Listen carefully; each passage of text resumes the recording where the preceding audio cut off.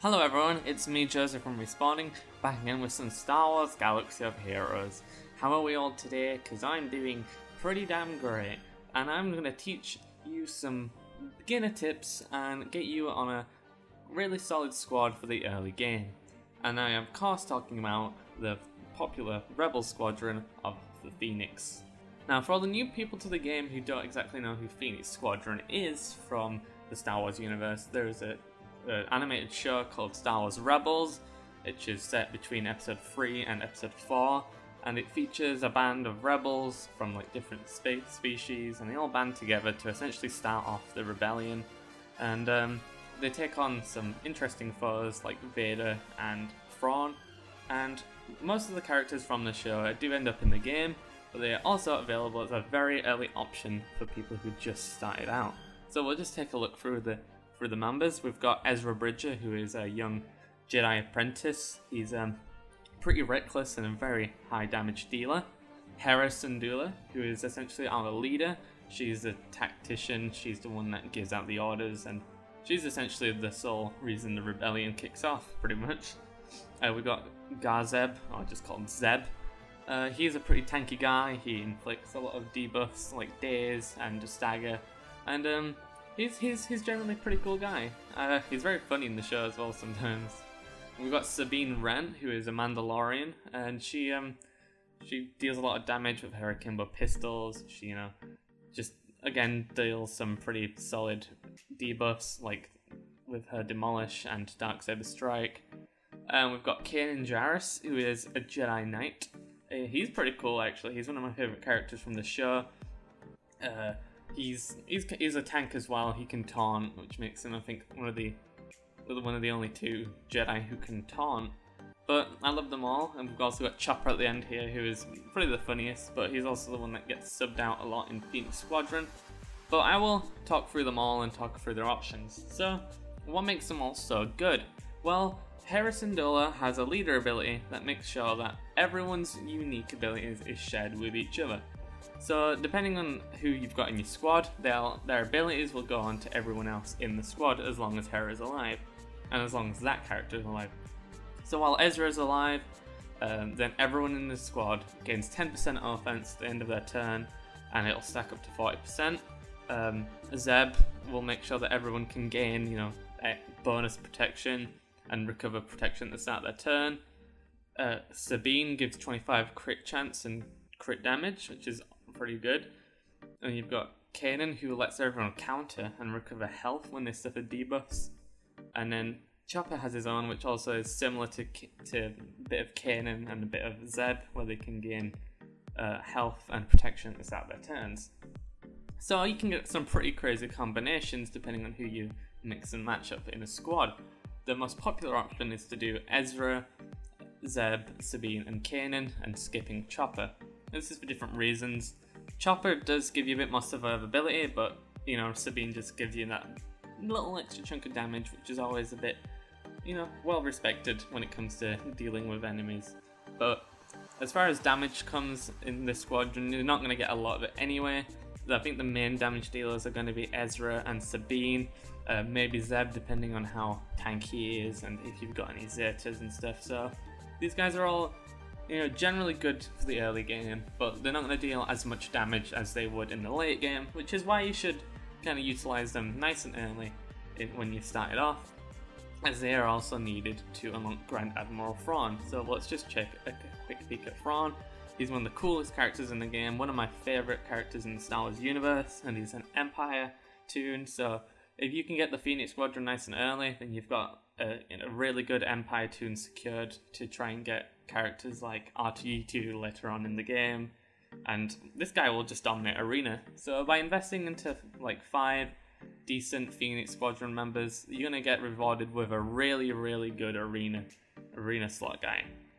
So of course, if you're gonna invest in this squadron, you want to be able to get them nice and easily, and that's also what's nice and friendly about the Phoenix Squadron, is that all of their nodes and everywhere you can farm them is very early on in the game. Ezra Bridger can be found in the Fleet Store from time to time, as well as on a Cantina node on Node 2B.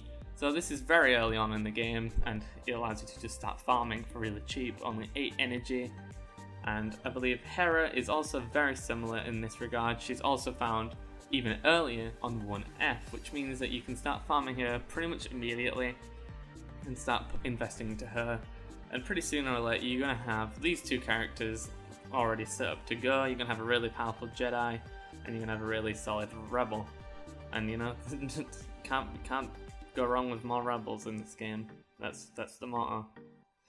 Zeb is, I believe, only found in Galactic War, but you can find him, I guess, you know, in cards and guild events. But that's more of like an end game thing, really. If you're just starting out, you can get him like there, but that's not really what you're going to be spending your currency on, that end in the game.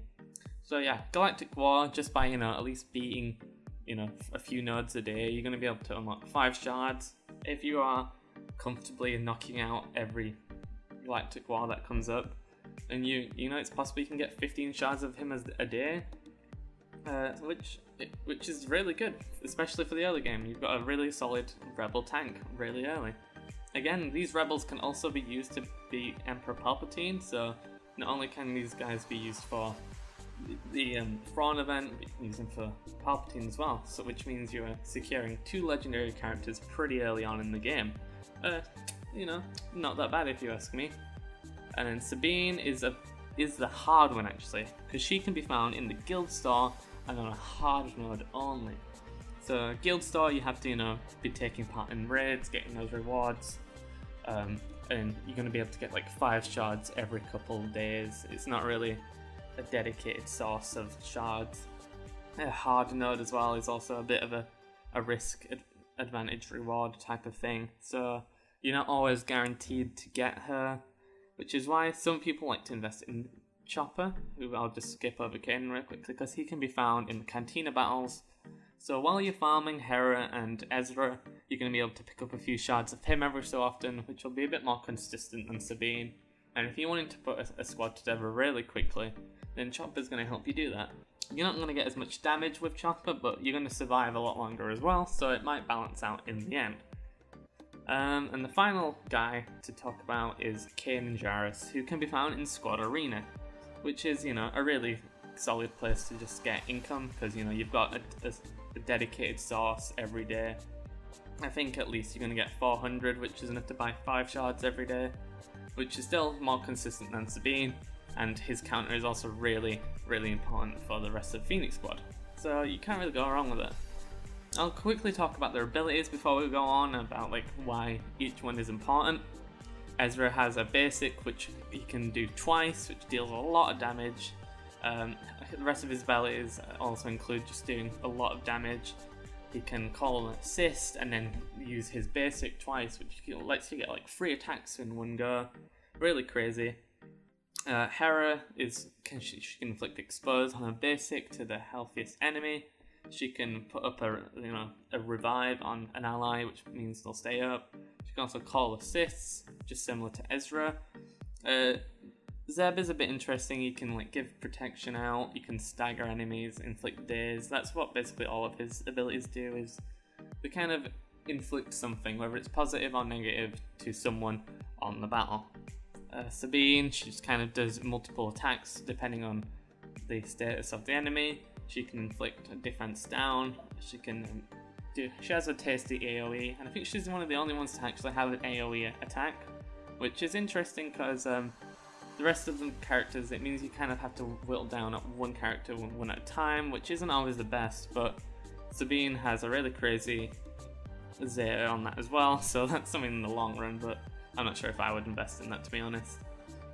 Kanan he's kind of got a few odd abilities. Kanan's the one I'm least sure about in terms of like actually being useful to do things, because he just has a really weak attack that just, you know, inflicts offense down. He has a taunt though, which is respected, and he can debuff himself. He can also cleanse and allies. It's pretty solid. And I'm not really familiar with Chopper's kit, but I believe he can give like random buffs out, or he can taunt as well, which is sort of his kit. So that's really sort of the Phoenix Squadron. And now I'm going to play some some footage of them wrecking the territory battles. Well, I'm just gonna close off like my opinions on them. Okay, so we're jumping into the footage now, and first of all, we're about 4 stages into territory battles when this was recorded, so it's not like a ridiculously easy mission to take on. You know, there's still a bit of a challenge to do, which just shows kind of how useful they are. So you're going to be able to see, here I am using like Hera's leadership ability to call like multiple assists on Ezra. I'm using Sabine's AoE to deal as much damage as possible, which is sort of where they all come in. And you see there's a lot of AoE abilities that the Empire use here, which allows Kanan's unique to basically summon everyone to like launch on one guy at once. And I guess it's really important to have a good team for TB. You want to be able to contribute to your guild, you want to be able to, you know, do your part. And while the Phoenix Squadron may not do as well in the late game, about like stages 5 to 6, you're still going to be able to use them like throughout most of the territory battle. I believe also in stage 5 there is a mission that requires Phoenix Squadron, and even if you can't get through the regular battles, I think you can easily get through these 3 little small battles. You know, they're not too hard and they're pretty doable with my squadron, which mainly is consisted of gear 8 characters, which you know, it's not like ridiculously geared, but it's feasible for a free-to-play player or someone new to the game to eventually get a gear 8 Phoenix Squadron and then be able to take on characters like Thrawn and Emperor Palpatine. I mean, Emperor Palpatine will be an easier character to take on, but you know, Thrawn is very much a long-run kind of character who you're going to be investing in over time. You're going to be building up the characters for a long time before you're comfortable enough to get this end game character. It wouldn't be too fair if you could just start the game, get these characters, and then have one of the best characters in the game immediately. It's going to take some small investment. But Phoenix Squadron are really good, and I do like the characters a lot. If I was to change them, I would add a bit more damage options. I'd maybe have Kanan do something else while keeping his counter, because the damage really comes in on this footage when like a TIE pilot uses his AoE ability and everyone attacks him at once. You'll see like in the phases 5 to 6, like I start struggling a lot quickly. They're all buffing each other and attacking individual characters, and I'm using characters like Kanan and Zeb who are only doing like 2,000 damage, which isn't enough compared to Ezra, who's the only one dealing a decent amount of damage. And even then, when he doesn't hit any critical hits, everyone sort of lags behind him, and their team can just use off loads of abilities and get off loads of damage. Like you see, actually, end of this, I do lose, I think, Sabine just before the end. It's either Sabine or Kanan who just dies right before the end because I'm not able to kill off and quit characters quick enough. But I mean, yeah, but I still like these characters, and as someone new to the game, you should definitely consider these for both Palpatine and Thrawn, and joining a guild and getting TV out the way. And I've shown you all where you can farm them, and they're easily accessible, I think, for someone new to the game. So that was my look at the Phoenix Squadron. I believe if you are new to the game, or you know, you've been playing for like a few months and you're still trying to decide on a particular faction or squad, you should go Rebels, and you should consider getting up a Phoenix squad, because I believe they're fantastic. And while they're not insane after you've played for like over a year and a half, they will still guide you through that early game comfortably, holding your hand. So I hope you've enjoyed this look at the Phoenix Squadron. I'll be doing more videos like this to help out some beginners with, you know, different squads. If you have any suggestions or squads you'd like to see, please leave me a beep down in the comment, in the comments below even. Alright, my name's Joseph, and I'll see you again next time. Thank you very much.